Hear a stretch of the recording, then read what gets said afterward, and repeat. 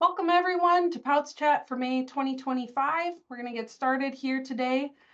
Today's POWTS Chat is going to be divided into two sections.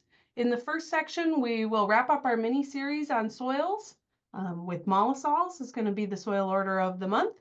And then in the second section, I'm going to be passing over the screen to Matt, and he will go over just some general updates, Q&As, standard POWTS Chat fare. So with that, let's get started with the soil section of POWTS Chat today. The topic this month is mollisols. So this is the last soil order that we have in Wisconsin that we typically encounter for soil testing. Mollisols are a naturally fertile soil with a thick, friable, very dark colored, organic rich surface layer that forms in grassland ecosystems. So we take a look at the pictures that are on the screen here. The one on the left is a picture of the typical habitat under which a mollisol forms. So it's a mixed grass prairie somewhere in North Dakota. I took that picture. It looks to be native. It was probably never tilled. It was in a preserve, so that's kind of cool. It's one of the few grassland soils that hasn't been tilled. And the one on the right is of a prairie in Wisconsin, but this is one that I planted 5 or 6 years ago, so it's definitely been tilled. And if we were to actually look below grade, things are going to look a bit different here. So on the soil to the left, that soil is going to be a mollisol. It's mapped as a mollisol. The habitat for it is a mollisol. I didn't dig, but that's what it is. Historically, it's been grassland forever, and that's the ecosystem under which mollisols form. However, the picture on the right, the planted prairie, historically it would have been forested. If I don't mow or maintain this prairie, it turns into a mix of oak and cottonwood basically in no time. And actually the area where this is, it's actually an alpha sol that's there. So just a quick word of caution, I guess, judging soil by the vegetation growing on it can be tricky, especially with mollisols where a vast majority of the area where they're found has been manipulated by humanity. All right, agenda for this is the same as always, basically, that you've gotten accustomed to these past couple of months. First, we'll introduce the order, talk about the formation and processes, and then go through an example of the series that is found in Wisconsin. So here we have the definition and the key characteristics. So like I said before, mollisols are known for their friable nature, and from that, their name is derived. So mollis, soft, mollisol. The soils are easy to till, and when left undisturbed, they feel very soft underfoot. The name comes from the Latin for mollis, which is soft, which is the same root of mollusk, those soft-bodied little animals and shells. If you're looking for something fun to do, I guess, on a nice day like today, instead of listening to me, you could take a 1 millimeter, half millimeter sieve and go sieve some organic matter from a prairie, and you might find one of the land snails that's pictured there. That's a common land snail found in the prairies of Wisconsin. So mollisol, mollusk. Anyway, the soil forming process that are characteristic of the mollisols are melanisation and the biological enrichment of base cations. We're not going to talk about biological enrichment of base cations deeply today, but if you'd like, you can revisit the recording for alpha sols as a refresher, because we talked about it in depth there. These two soil forming processes are the primary drivers of the intense fertility that mollisols have. The diagnostic horizon for mollisols is the mollic epipedon. Sometimes it's just called the mollic horizon. And the taxonomic class for the soils always ends in all for mollisols. So just some definitions, key characteristics, things to go through. On the screen here, we have the distribution maps, as we've done with every other soil order. And you can see the distribution for mollisols both in the United States and globally. So mollisols typically form in those grassland regions. They're common in the more middle latitudes of the earth where the climate is conducive to grasslands growing. Globally, mollisols cover about 7% of the ice-free surface area, but in Wisconsin, it's about 10%. While they only cover, a very small portion of the world's surface, they disproportionately play a role in food production. And basically, wherever mollisols can be cultivated, they are.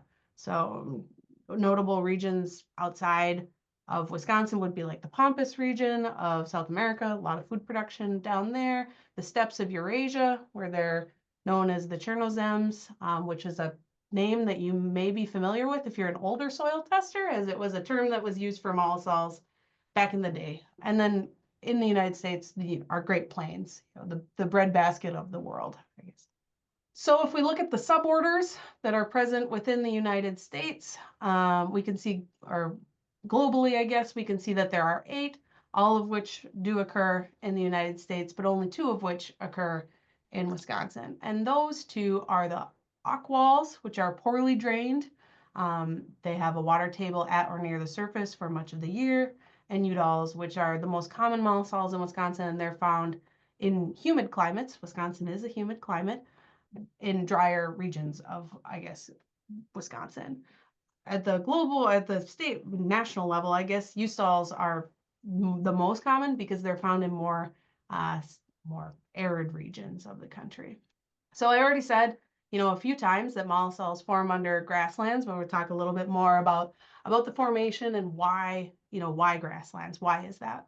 Well, mollisols form under grasslands because those deeply rooted perennial plants add additional organic matter to the soil. And unlike forest ecosystems, where that carbon is tied up long-term in trunks and branches and needles and sticks and things like that, prairie plants store a lot of carbon below grade.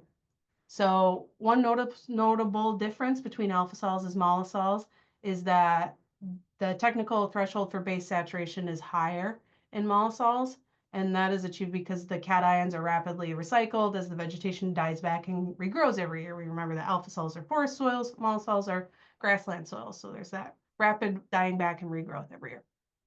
Also, because mollisols typically form in semi-arid to semi-humid climates, there's less leaching than in other soils, so we can see concentrations of calcium carbonate form, and forests just don't flourish as well as in wetter ecosystems because they just don't grow as well there. In addition, those dry conditions and the highly flammable fuels, those grasses that die back every year, lead to large and frequent prairie fires that hinder the growth of trees and have made it evolutionarily advantageous to store carbon below grade where it can't just be burned up, as opposed to above grade where the tree can burn and die. I have a picture there of me burning off a prairie as a part of a prescribed burn. We don't just let fires rip through subdevelopments and farm fields anymore, but we do controlled burns as a way to replicate that form of nature. Here's another picture that I think it's pretty cool, but it's the content of Aldo Leopold, noted ecologist from Wisconsin, the contents of his pocket on the day that he died. So Aldo Leopold died fighting a grass fire. He had a heart attack and was burned over. So you can see the contents, how they were charred. And we're in red flag conditions today, so I recommend that you don't go out and start any prairie fires today because it will rapidly get out of control. So, like I said earlier, there are 2 soil forming processes that we use to characterize mollisols: the biological enrichment of base cations and melanization. So unlike the biological enrichment of base cations, melanization is actually a pretty simple process. I mean, in terms of describing it, it's the accumulation of well-humidified organic matter within the upper mineral soil, or, more simply, the darkening of soil with organic matter. So there's a picture there on the screen that shows a very thick mollic epipedon with that characteristic darkened soil as a result of melanization. That soil is from just south of Chicago, so it's maybe a more well-developed mollisol than we would see most commonly in Wisconsin. Just because we're not talking about, the long technical definition of one thing doesn't mean we can escape them all. So we want to talk about the diagnostic horizon for mollisols, and that is the mollic epipedon, and the definition for that is rather complicated, as are so many things in soil science. But we're not going to skip over it, but we'll talk about it a little bit. So I just want to remind people that this definition is for the natural epipedon.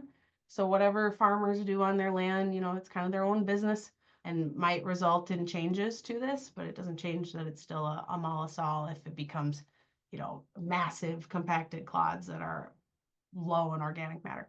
But anyway, here's the abridged definition of the molic epipedon. So when dry, the soil is not both massive and hard. It can be one or the other, but not both. The moist value in chroma is less than or equal to 3, and when dry, less than or equal to 5. If there are a lot of carbonates in the soil, lighter colors are allowed to account for that because carbonates are naturally very light in color. The minimum thickness of the epipedon is rounding up 10 inches. The base saturation must be greater than 50%. The organic carbon must be greater than 0.6% by weight, or about 1% organic matter. The horizon must be moist in some part for at least 90 days during the growing season without the assistance of irrigation. So there's that. And the soil, must not be fluid. So fluid soil is structureless, and that doesn't really jive with what we would see, but it is a part of the definition. So here we have a few pictures up there and some other things that go along with the molic epipedon. So the molic epipedon is most commonly associated with the A horizon, but it can extend into the subsoil. So typically on a soil series description, we would see an A or an AP, something like that, associated with the molic epipedon, but it may extend down into a mixed AB, BA, or even a B or a BT horizon. It may also be associated with other sub-horizon designations like carbonates, which would be designated with a K, sodium accumulation, which we wouldn't see much in Wisconsin, but designated with an N, T, that clay accumulation in the BT, slick and slides, we wouldn't see that much, or a W horizon, so that minimal developments, if we think back to what we've talked about earlier in other months. If we look in the picture on the left side there, if you squint really hard, you can see a depiction or a picture of those carbonates. So they're little white masses that can be removed kind of from the soil. If you squint, you should be able to see them.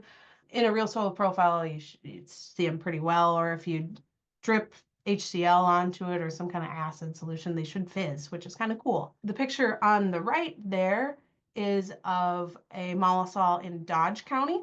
And if we take a look at the soil series, the soil description there, if we were to look at the horizons, we would see an A horizon, then a mixed BA horizon, and then a couple of BW horizons, so they're just not very well developed.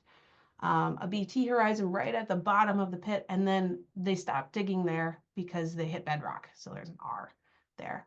And the A horizon there, that very darkened topsoil, would be the molic epipedon in this soil. All right, so distribution within Wisconsin here, we can see that mollisols in Wisconsin are typically found so south of the tension zone because there are fewer forests. It's not to say that there aren't any trees in southern Wisconsin. In fact, oak savannas are very common, but just that the dominant ground cover is grasses in that area, and that's what's influencing the soil formation there. As you can see, most of the mollisols in Wisconsin are relatively well drained, as demonstrated by the much higher proportion of udalls, so they're not very wet. But almost every acre that is tillable wasn't intentionally set aside or protected by a railroad or replanted, is now either in cultivation or in someone's yard. So that's to say that if you're looking at a mollisol, you'll almost always see an AP horizon. The way it is, they're very fertile and easily cultivated. So here's our example series of the month. So that is the Plano series. This series is one of, if not the most extensive mollisols in the state. There's about 275,000 acres of it. You can see that how it runs kind of north-south in the Madison, southern Wisconsin area.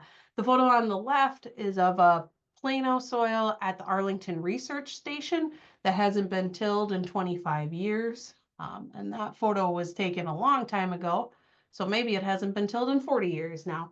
But anyway, but just an example there of what it would look like, even under an area that hasn't been tilled in quite a while. We're still planning soils field trips, field classes for the year, and maybe we'll do one at Arlington. I'm not entirely sure yet, but so if you'd like to see that soil in person, please join us down there.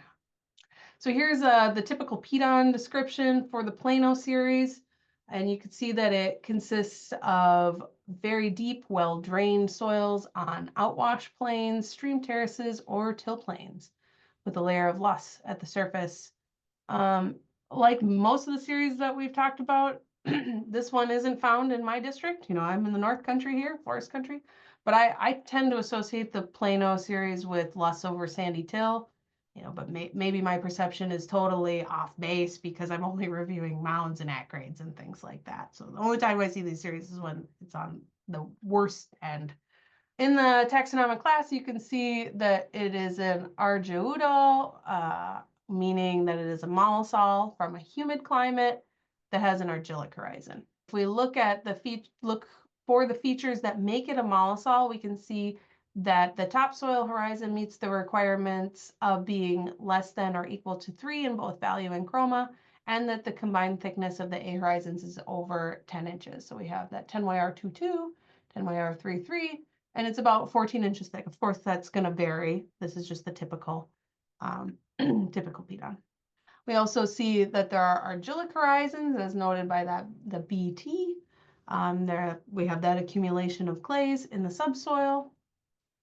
We can also see that there is a textural change from silt loam to a silty clay loam. So we have that accumulation of clays in the soil.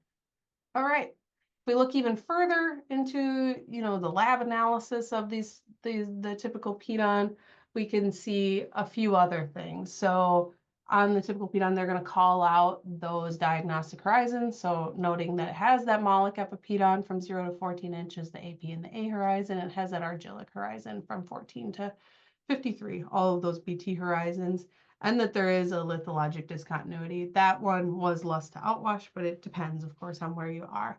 If we look at the lab data, we can see some of the other requirements for the mollic epipedon that you can't readily see in the field.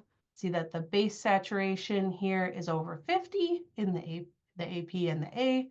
You know, we're at 69 and 62, and that the organic carbon is over that 0.6% or 1% organic matter in the AP horizon. And this lab analysis came from a Plano in Dane County. All right, so that wraps it up for the mollisols. And I thought because we are at the very end of our mini series here on the soil orders of Wisconsin, we do a brief wrap up of the diagnostic horizons and soil forming processes, et cetera, that goes along with each of the ones that we learned about. So just as a recap, we talked about alpha sols, which their diagnostic horizon would be the argillic horizon. They have a high base status, and the soil forming processes that are responsible for, you know, for the formation of an alpha sol would be argiluviation and the biological enrichment of base cations.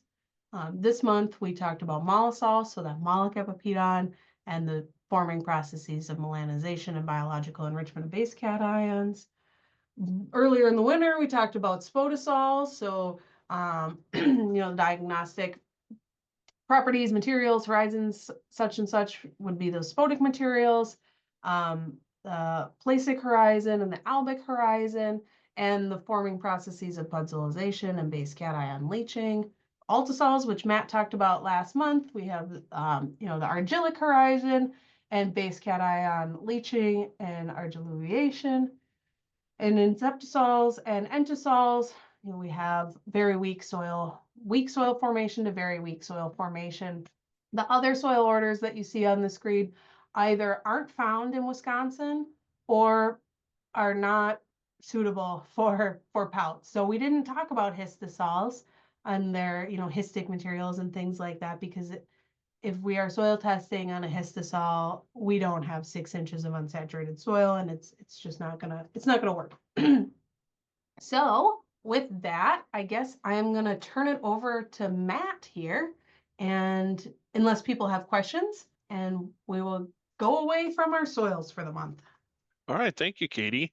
Yeah, we haven't decided exactly yet, but I think that the next series that we're going to do, you know, we've gone through the soil orders, explain those. in Wisconsin to sort of keep going with some soils content. I believe the next topics we're going to look at is possibly some regions, and we might talk about a region of the state and what soils occur, or some of the unique characteristics, geology, some things like that. So it sounds like we're going to have some regional things. We may talk about um, some, whatever, like the Lake Plains, talk about maybe the Central Sand Basin, some different topics like that. So driftless area, those kind of things. So that'll probably be our next topics, but we haven't quite settled in on that, but we're going to try to keep having a continued interest in some of that content from the soils. So this month's Pout Chat, we're going to go through some more of the questions and answers that we've seen come through in the past month or so, and just sort of share some of those topics with you. So some of the questions we've had come in, one of them was who's responsible for a project? And this it still seems to come up, is that we used to have some rules before about, like one master, one shop kind of thing. We don't have that anymore. So, an entity, if you run a plumbing company, you can hire a master plumber and have them, sign permits or installations if you do interior stuff.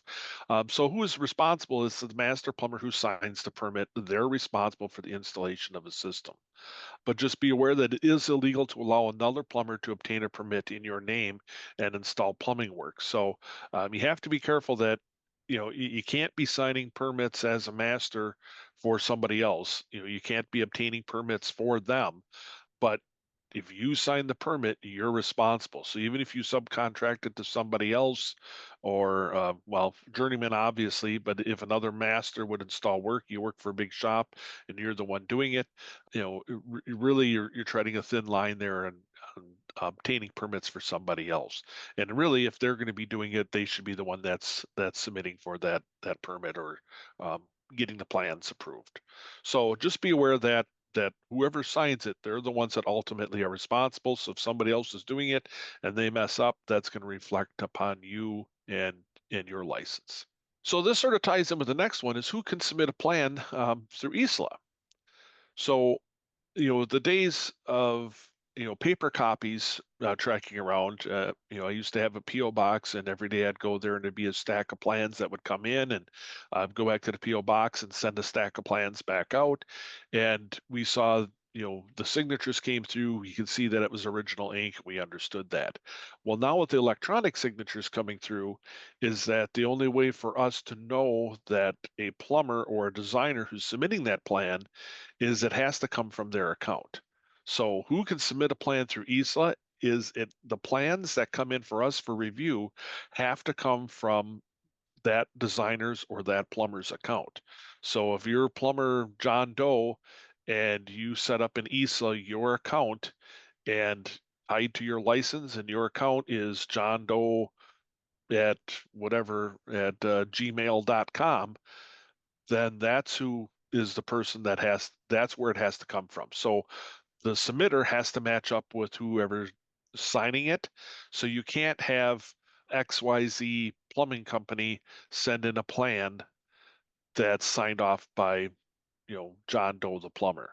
It would have to be submitted under his account that's listed in ISLA, because that's the only guarantee that we have that we know that that person is submitting the document or submitting the information, because electronic signatures and how photocopies and things like that work. So any plans coming in have to come in from, if it's coming in from John Doe, it has to come in from his account. Somebody else can't submit it under his name. This is also where it gets into the previous slide. If you have John Doe Plumber, even though he signed the plan, you can't have John Smith send that in to ISLA under his name, but John Doe is the one that signed off on the plan. So just so that we're clear on that, is that with the electronic signatures, that whoever's the plumber that's designing it, or the designer, if it's designed under theirs, they're the ones that have to submit that information for the plan review. So a property is in a sewered area, but service has not yet been extended to that area. So you might be on the edge of a city or a sewage district. And so even though you're in their service area, they don't have sewer to that property that you're on. So the question I had was, can a temporary holding tank be allowed? Well, it's sort of you know, the counties have jurisdiction over POWTS, even if it is in a municipal area, city limits or sewer area or sanitary sewer district. So technically, any kind of system can be installed if the site's suitable. So if it's a mound, they can put a mound in, they can put a holding tank in. So where this usually crops up is that we may have a county that says, no holding tanks for new construction or holding tanks for last resort. And they say, well, can we allow a holding tank? So any system can be installed, and it's up to the county whether they want to allow the holding tank or not. And that's up to them. But it's kind of system is suitable on that site, that's what can be installed. But the district or municipality determines if sewer is available or not and when a connection must be made. So if the district or the city municipality says, yeah, we are in our service area, but we don't have sewer available to you, they can say, yeah, you don't have to make a connection. So you'd probably need a letter from them saying, yep, we're not requiring a connection. And then they could go to the county and say, what kind of system can we put in? Now, that's up to the county then if they say, hey, no new construction or holding tank as a system of last resort.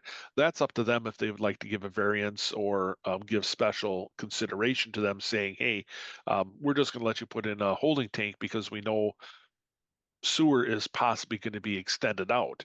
And so that's what was happening in this case is that they said most likely it would be, 2 years and they're going to extend the sewer out there. So why put in a full mound system for this home if you know that in 2 years they're going to be forced to hook up to city sewer? So a holding tank would make the most sense. Now, how you go about doing that you'd have to work out at the county level. Especially if there's no holding tanks for new construction or no holding tanks if there's another system available. That would be up to the county how they want to handle it. I've heard some that have said they want them to sign a piece of paper under so the owner understands that we'll allow the temporary holding tank, but as soon as sewer is available, you're going to have to hook up, those kind of things. So it's sort of a weird situation that we'd have to deal with. But any system could be installed. Whether the holding tank is allowed or not, that's up to the county to determine that. And then again, the district or the municipality determines if sewer is available to that property and then when or if a connection must be made. Because they might just allow the system to remain even if sewer is available. They can determine that if they want to force somebody to hook up.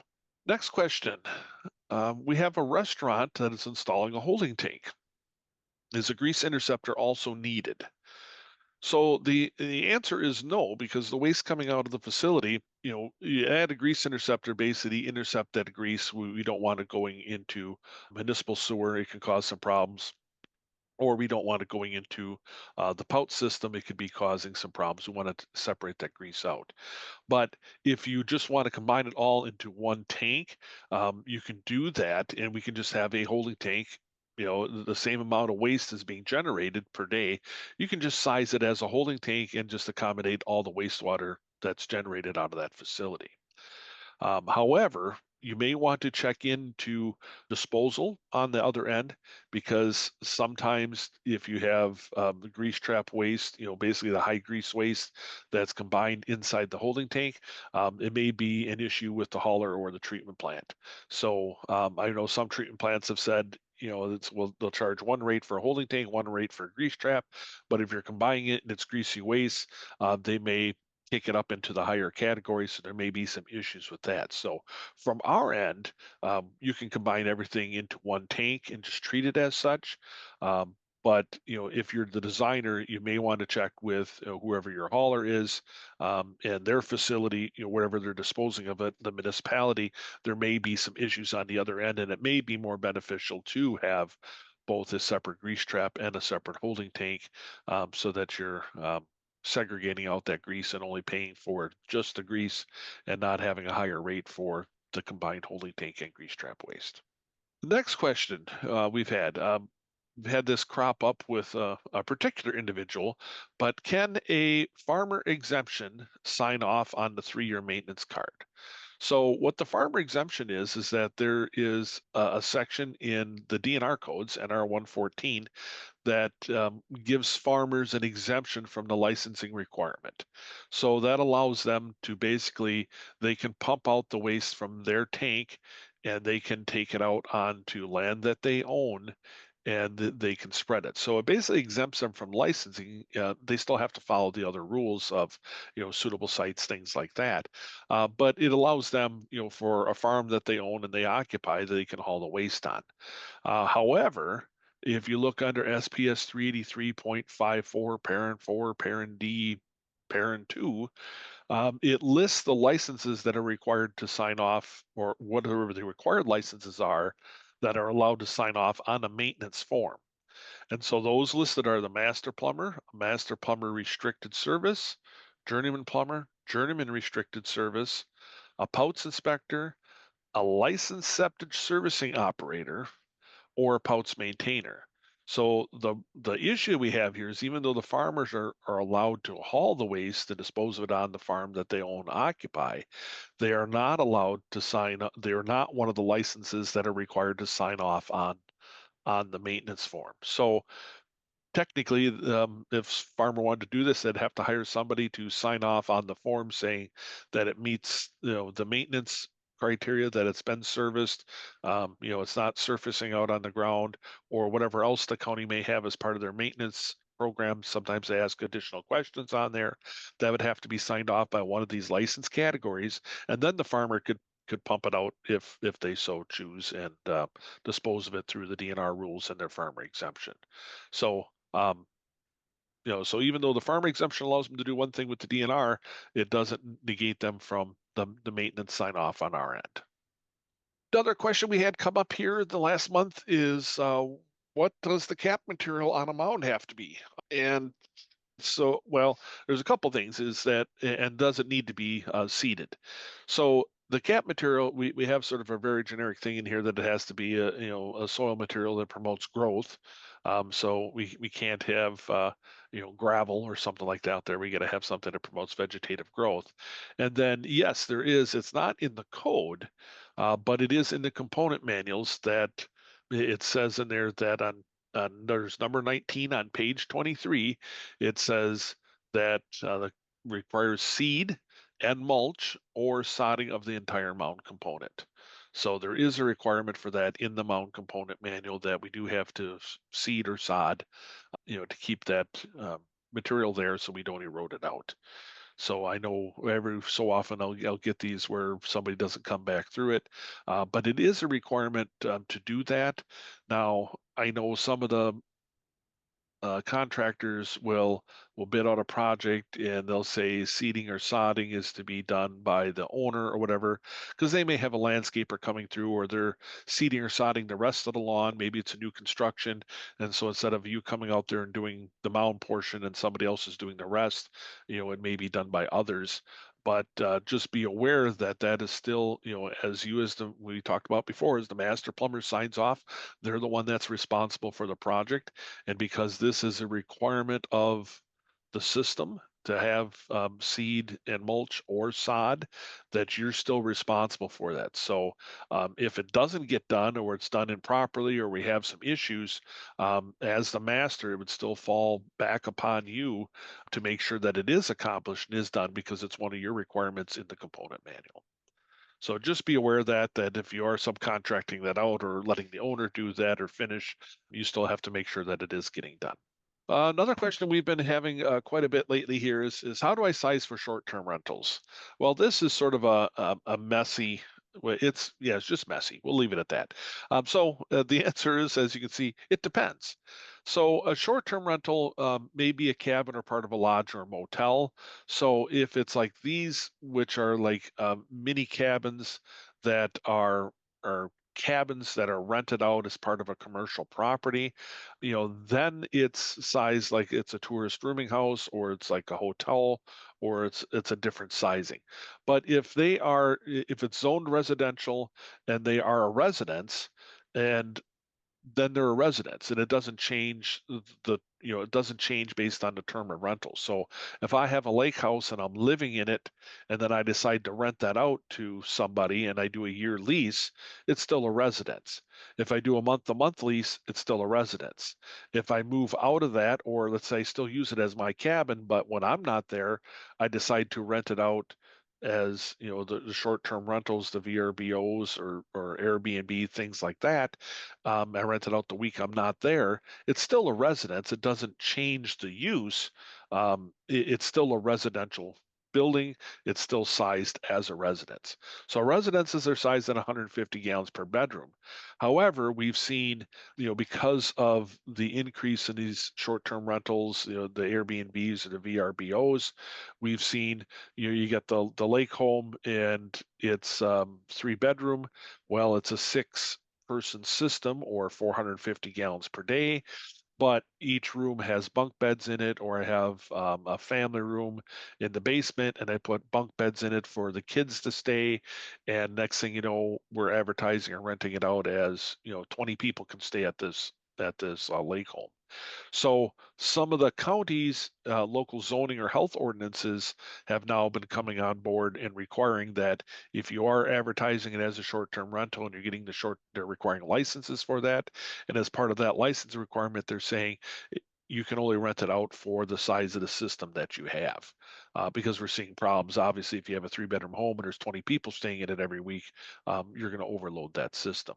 So if they have an ordinance or some other kind of requirement that says you have to have a system size to meet the estimated occupancy, we can do that. So if you say, hey, we're going to rent it out for 10 people, that 3 bedroom home, 10 people at 75 gallons per person, you need to size at 750 instead of the three, or instead of the 450.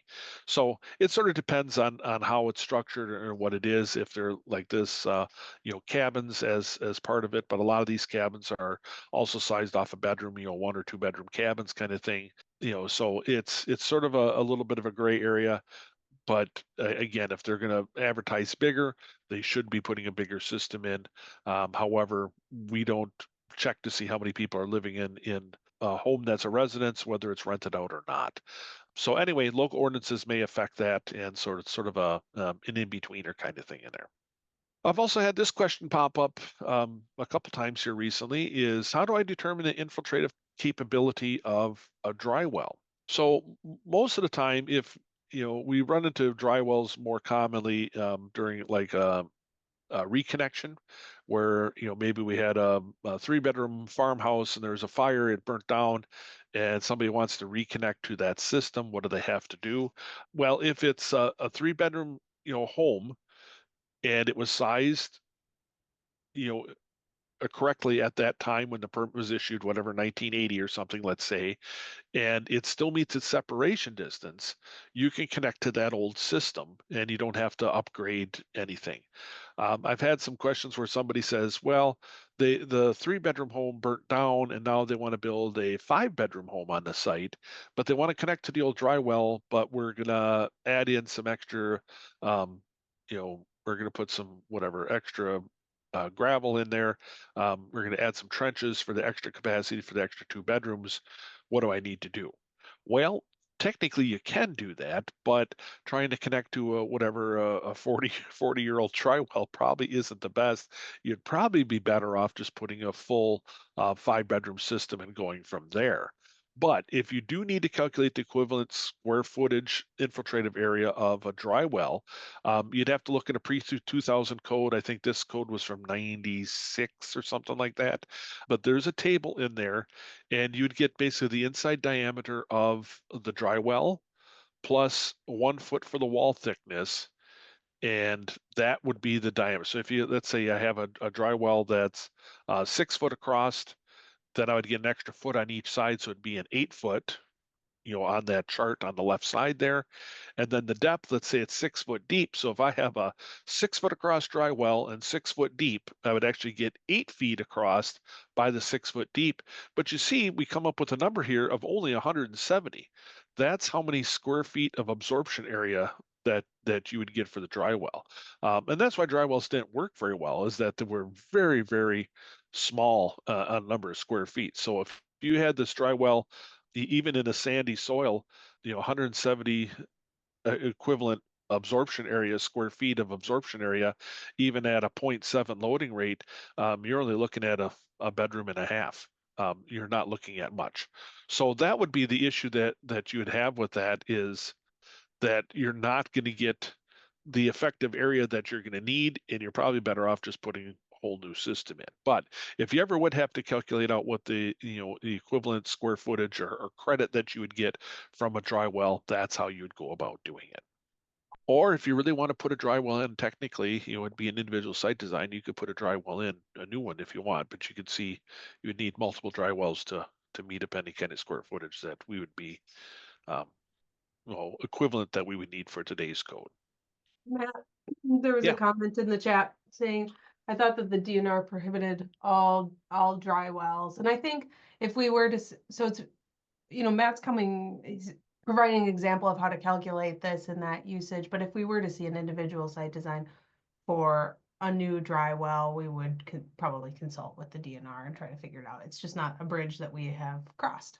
I know. Yeah, well, there's nothing wrong with the dry well itself. It's just that the problem with them is that finding one that meets its separation distance is difficult. Two, the sidewall infiltrative area isn't much, and and that's the problem, is we would need so many of them to get it to work. But a dry well would be a suitable another method for dispersal if you really wanted to do it. I mean, there's nothing wrong with them. I think we're looking at more of a dry wells for other uses, such as um, whatever things out of like a garages or things like that. They're not allowed. But as a septic system, I mean, it's a different design. You could still use a dry well. Cesspools haven't been allowed since 1914, but that's, we have a septic tank in front, then we have a dry well for dispersal. If there's no septic tank, it's just basically a pit that the sewage goes into and seeps out of. That's not allowed. But it'd be a tank, and then a dry well is a constructed dispersal unit. And as long as it meets the separation and we have the required square footage, it would be an alternative. But then again, we don't have a component manual for these because they'd be so big or so many of them to get them to work. It's just really not an effective disposal. I mean, we want long, narrow trenches. We don't want short, squat, just trying to use sidewalls. They're just not effective. Um, but again, if you wanted to do that, we could, but you can see it'd be costly, not effective, not something that we would do, or what doesn't really work for us post 2000. So we had this one, courtesy of Tim Vanderleest. We had I just wanted to put the slide here just to remind people. When do I need to anchor a tank? Well, when installed into saturated soils or groundwater, and maybe on more sites than you think. This was a tank, and Tim, if you want to pipe in how big this tank was, or any particulars about it, but we recently had a large tank up in Tim's district floated out, and the reason that this one floated is that actually they had dug into some bedrock material and basically sort of created a bathtub for it. And so even though the soils weren't necessarily wet or you had bedrock, is that because we sort of created a depression there for the water to collect into, any rainwater that did fall collected into this area, sort of created a bathtub, and they had the tank that popped up out of the ground. But you can see even on this tank, you notice that where the tank is and the amount of cover above that tank, there's not a whole lot of cover on top of that tank. And so if the soils did get wet, or you did create like a bathtub area or something like that you did not recognize, that once that water fills in there, you get a big empty tank. And again, to get a tank to float, you have to displace more weight of water than what your tank weighs or the cover on top of it. And that's why she came up out of the ground. Yeah, and Tim entered in the chat, this is a 110,000 pound tank, 25,000 gallons. So it's Right. Well, not steel small. aircraft carriers float. We make that mention. If you can get a steel aircraft carrier to float that weighs, how many millions of pounds, yeah, these tanks will float. Again, we just have to displace more water, and it's all relationship to how much you displace and your volume. So just be aware. I know we've seen some come through here, and I've asked for some tank calculations on plans from time to time, because we know it's a wet soil or we know it's a wet site, and sort of question some of those. And it's something to take into calculation. I know the soil helps weigh stuff down, but especially when you start looking at bigger tanks or possibly wet sites, take a look at those things. Just it doesn't hurt to add a little bit extra cover out there to make sure that we keep these things into the ground. Another question we've had pop up sort of beginning of seasons here. Somebody has a supplier of sand or gravel, and they say, "Well, how do I get my sand or gravel approved for use?" And so this is you know, it's not something that they have to do to come to us. Sometimes I've seen an email where somebody says, "Hey, is my sand approvable? Can you write me a letter saying this is approved?" Well, the code says that we have to meet the ASTM C33 aggregate standards, and so that's both for the sand and for the gravel. And so it has to meet that specification. That's what the code states. Um, but it also has to meet any other code requirements. So we do have in the code that we require it has to be washed. So that's not part of the ASTM standard, but we say that it has to be washed to get rid of the fines. So it has to meet ASTM standard, has to meet any other code parameters that we'd have, and a lab analysis has to be performed to see if we meet. And then we need to have those results. And it should state a pass, fail, or a lot of times I know it's sort of cropped here, but the analysis and it'll have a curve. And so you see the dark lines are sort of like the highs and the lows. On the sieve curve, and then that lighter gray line in the middle is showing what the analysis is. So it's up to that lab. When you're operating a pit and you send this in for lab analysis, it's up to the pit to run that analysis. And you're paying to say, "Hey, I need to see if this meets the ASTM C33 standard. Test the material and tell me, does it meet or doesn't it?" And so it's up to the lab to determine if it meets the standard. So a lot of times they'll give you a graph like this showing that it's in between here, or sometimes they'll give you a percentage and say, a sieve has to pass between this percent, that percent, here's the number, and then it will say pass or fail, or does it meet or not. So it's up to the lab to determine if it meets the standard. It's not up to the county or the state to approve it. But also with that being said, that if you bring a load of sand in or something and it looks suspect, the county or the state, we can question, say, where did you get that load from? Did they run a test on it? And somebody should be able to produce a piece of paper that says, yeah, here it is. Last year or this year, here's our sample that was run. This is the facility that's generating it. This is where they get it tested. This is their information for it. So it's not up to us to approve at the state or the county, but there needs to be some kind of testing to show that it meets or does not meet, and the lab is the one that's going to have to make that determination. But even with that said, if we see a load of sand or gravel that comes in, either the state or the county, and it's dirty, I mean, we can still reject it, because sometimes things happen. They mess it up, or the truck's not clean, and now it hauled whatever dirt from a site, and now we're hauling sand, and it's cross contaminated, or it's in the lot or the facility, the yard, and they're scooping up and they scoop down deep and they're not getting the sand or they're not getting the gravel, they're picking up dirt or something like that. So other issues can happen, but how do you get it approved for use? That's not up to the state or the county to determine that. That has to be done through an independent lab, and we can ask or require that lab analysis to prove. Next topic we have. This one is still coming up. I know, just sort of a tie in here a little bit for the update for the MOU between the DNR and DSPS. Still working on that, but just want to put this out there again. We're coming up into another season, and there's been a lot of miscommunication. Some people say, "Oh, this never applies to me," or "I don't ever have to worry about it."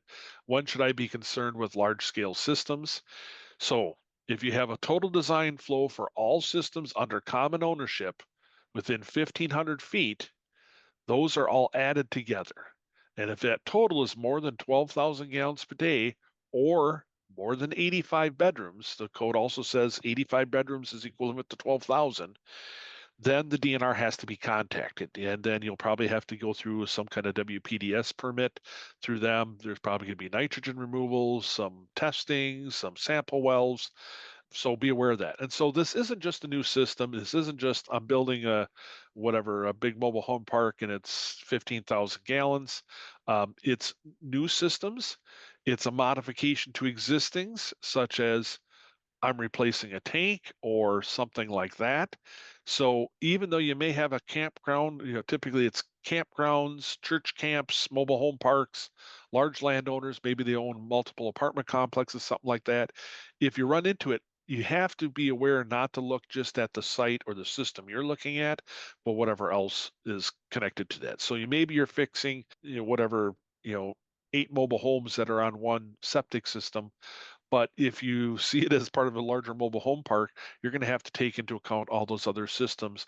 Or if the guy owns a mobile home park and a campground next door and an apartment complex, you're going to have to look to see what that person owns or that entity, XYZ, development corporation, and see what else they own in the area, and it's all going to have to be tied in.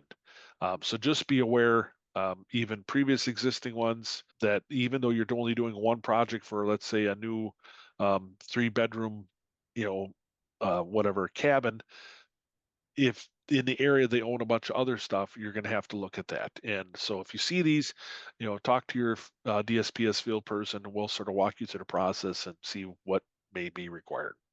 Questions of what plans can the county review? Um, so we keep getting this question here.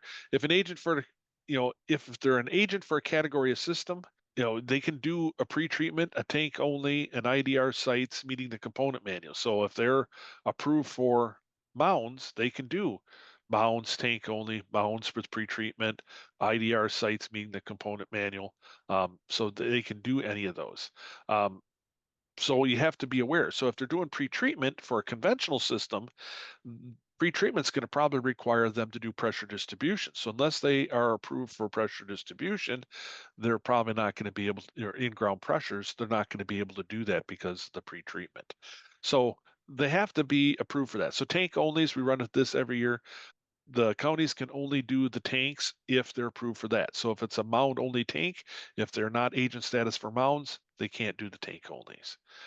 Commercials are added specifically, so conventional commercials, they may apply for that, or if they say mounds, they may say mounds for residential or all mounds, residential and commercial. So it's whatever category. But POWTS serving up to 1 or 2 family buildings using gravity distribution, all the counties are already approved for that. And also holding tanks up to 3,000 gallons per day flow. So remember, 3,000 gallons per day flow is equivalent to 15,000 gallon capacity tank. So be aware of that. And that's for both. That's commercial and residential. And if you want to see the list of who's approved for what, we do have the agent list on our DSPS website. You can go to our website and you can see that under plan review authority, and you can look up for particular county if they have agent status. But 1 or 2 family buildings using gravity distribution and holding tanks have to go to the county. The others, even if they have expanded agent status, can go to either or. So you have your choice if you want to send it to the county or the state, or if the county says, yeah, even though we have agent status, we don't feel comfortable doing this, they can still kick it back to the state. Another question we had, sort of tying in with the plan review here, is can we connect 2 buildings to a gravity system and feed it from both ends? Yeah, if you have a trench or a bed, conventional system, and whatever, I have a home on one end, but I'm building a garage, but I don't want to run it all the way back to the other end. Can I just tie into the other end of the system? Well, absolutely. You can do that as long as the system still meets the anticipated flows and you have a tank that meets the anticipated flows on each side. So you'd have to have a tank before it goes in, obviously, and a filter, and then you can discharge to both ends of that system. We've had, well, this is sort of paraphrasing a little bit or implying, but we've had some people, question, why is the state reviewing soils in the field? Well, we still see questionable soil reports coming in. The plan reviewers are seeing the plan submittals and they question something and they will forward it to the field staff and say, do you want to take a look at this? Stuff looks a little odd on the soil report. And so it's up to the field staff if they know the area, or they may request to go out there if things don't look right. We'll conduct an on-site visit. So we're continuing to see errors, and we're continuing to identify those errors out in the field that what's reported looks suspect, and we go out in the field, and sure enough, it is. Things aren't matching up. So just as sort of a word to everybody, we need to make sure we're doing a better job describing the soils accurately, and then also verifying them at the local level. And if you have questions, ask us ahead of time. That's what we're here for. We don't mind, and we're not going to do your work for you, but we're obviously that's what we're here for. Is we're here to help you interpret things and help you understand things and help get everybody up on a more educational level, is help train everybody. Want to bring this up here. I know we're running out of time here, but this has come up some that the pump chamber D volume at the bottom of the tank is be sure to include enough volume in the pump tank for the D dimension. And we don't really have anything codified, but there are some issues that we're seeing with the manufacturers of the pumps themselves, that there has to be sufficient depth in that of liquid in that tank to cover that pump. So while it's operating, we don't want to be creating a vortex, or we don't want to be drawing air into that pump while it's running. We don't want to have a short cycle where it sort of draws in and cavitates, and then it thinks it's done and then it's kicking off again. You can have impeller damage by doing that to cavitation. You can overheat the seals and burn out the pumps by doing that. So the minimum should be the pump pad plus the diameter of the bell housing. So you need to know how wide across that housing of that pump is. And that should be the minimum D dimension. That's sort of a ballpark. If you really want to calculate it out, the minimum submergence can be calculated using the following formula, where the submergence equals the diameter of the bell in inches, plus then you have to figure out a flow rate divided by the diameter times 1.5. And what this takes into account is that, if a pump is running slow, it's only running at whatever 15 gallons a minute. Obviously, it's not going to have sort of that vortex or that cone of depression in there, that suction, as opposed to a pump that's running at, let's say, 100 gallons a minute. Obviously, it's going to be pulling much more down in there, and you're going to need more of a D dimension. So something to be aware of, something we're looking at more carefully here, is we want to make sure the pumps aren't burning out and we're not causing problems with them. So a good rule of thumb is D dimension should be whatever the pump pad is plus the diameter of the pump, the housing. Otherwise, if you're really pulling a lot of flow rate, you might want to add some extras, or you can calculate it out. Also want to mention that DSPS POWTS program did hire an intern for the summer. Skylar Pierce is from West Central Wisconsin and will be working with staff on some projects, and you'll probably see her out in the field this year. She'll be coming out with some of the field staff, learning some things out in the field. Again, we'll probably have her, behind the scenes doing some projects and stuff for us, but you'll probably encounter her out in the field with some of the other staff, doing some inspections or on sites and things like that. So just want you to be aware. We have an intern for the summer. And then just as a reminder, don't forget to check your licenses this time of year. We've had, plumbing credentials expired end of March, and others like CSTs and other stuff like that are expiring end of June. So be sure to check yours and your employees. Make sure that there's no lapse in your status. If you do have a license lapse and it is expired, until you get that reinstated, you can't work with an expired license.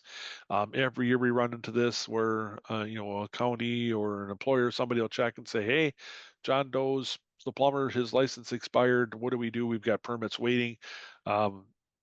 Well, they'll be waiting longer because you'll have to wait until we get the license reinstated, and that takes time. So make sure that you stay up to date on your licenses. But other than that, that is POWTS Chat for this month. As Katie said, we're going to try and do some pop-up soils here, so be on the watch out for those. We don't have anything confirmed yet. We're going to try and get some pop-up soils coming to you. Just as looking forward in the future, we will probably have POWTS Chat June and July, August. Most likely we will not have a POWTS Chat because we have Farm Tech Days coming up. Just sort of giving you an outlook for what's coming up for the summer. But otherwise, that's what I have.